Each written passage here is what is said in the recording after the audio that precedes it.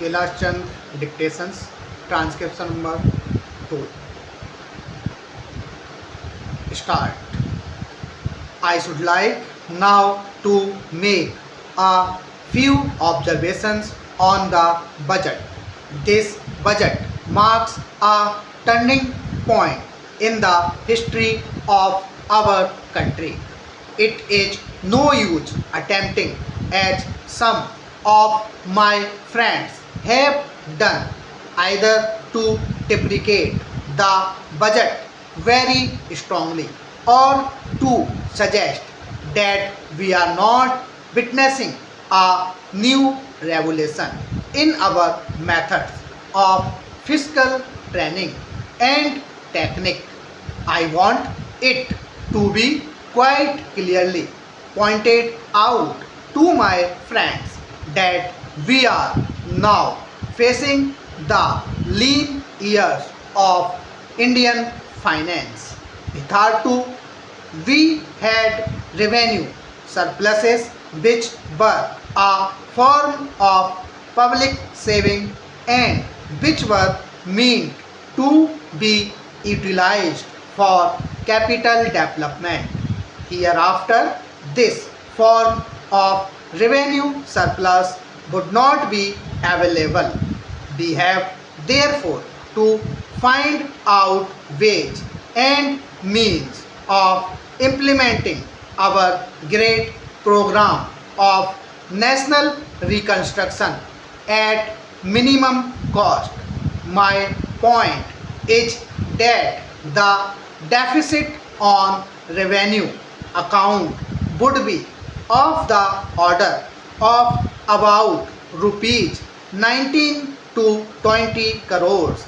Here let me point out that I do not agree with those of my friends in the finance department who have attempted to suggest that rupees 9 or 18 crores which are obtained from Pakistan should be put to the revenue side of the budget.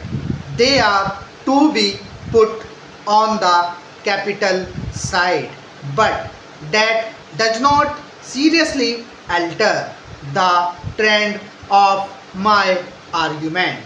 What I am suggesting is that we would have to be prepared for a deficit of a much higher order even on the revenue side.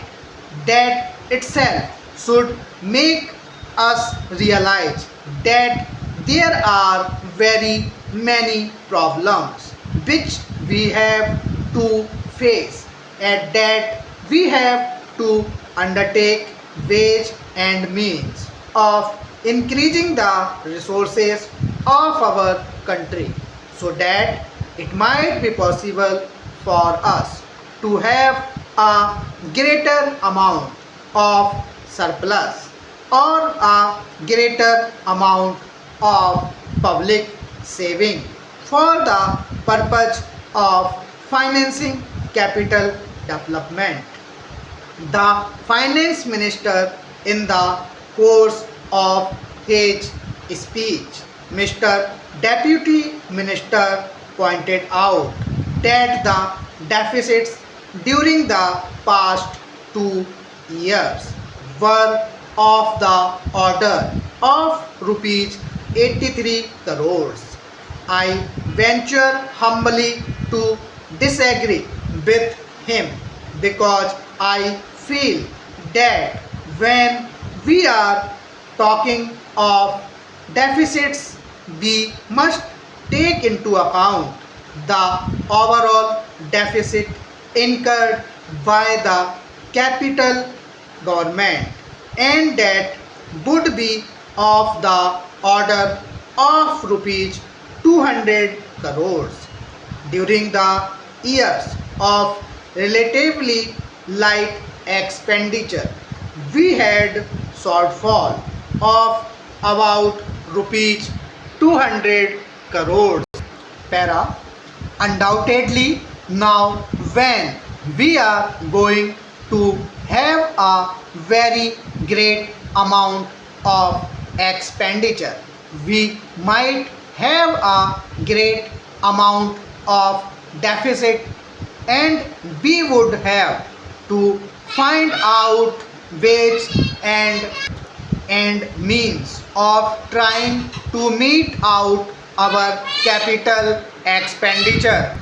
Some members have pointed out that deficit financing is good. Others have pointed out that it is poison.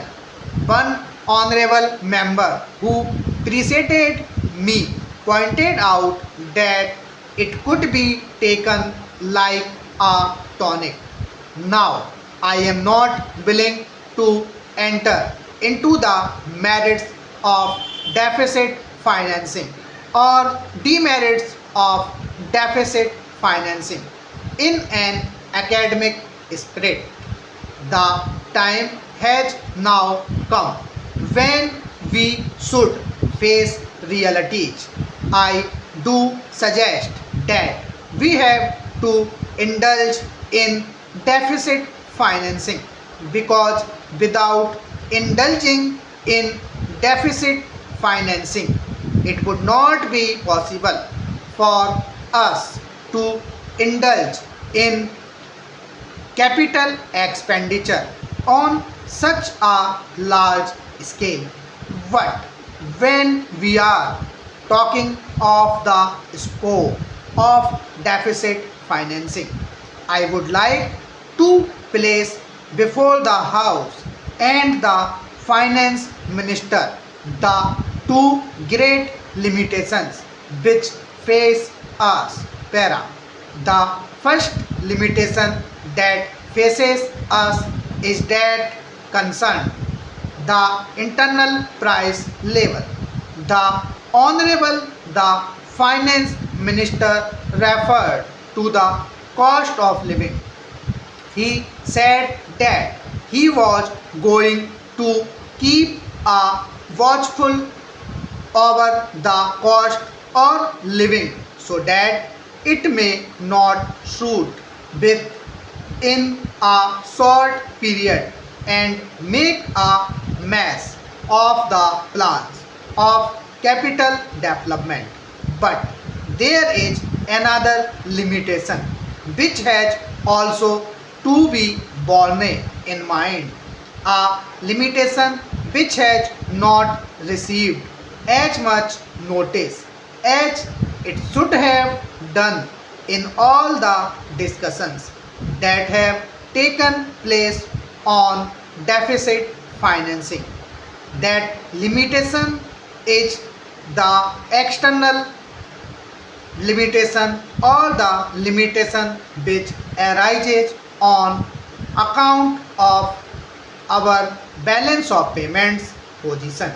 I think this is as important, Mr. Deputy Speaker, as the internal price level, and I should like to elaborate that particular point a bit more, because I feel that a time will shortly arrive when we might have either to reconsider our policy or might have to leave the sterling club of which we are a member. Para.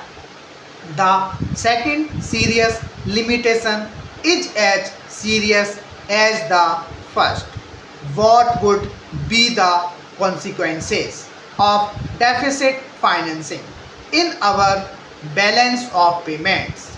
The Finance Minister, in his budget speech, points out that so far as the balance of payments position is concerned, they have now, whether it is by accident or design, a favorable balance, and they have contributed about rupees 63 crores to the dollar pool during the past 6 months. But the moment we indulge in deficit financing, we have to be prepared for worsening of our balance of payments.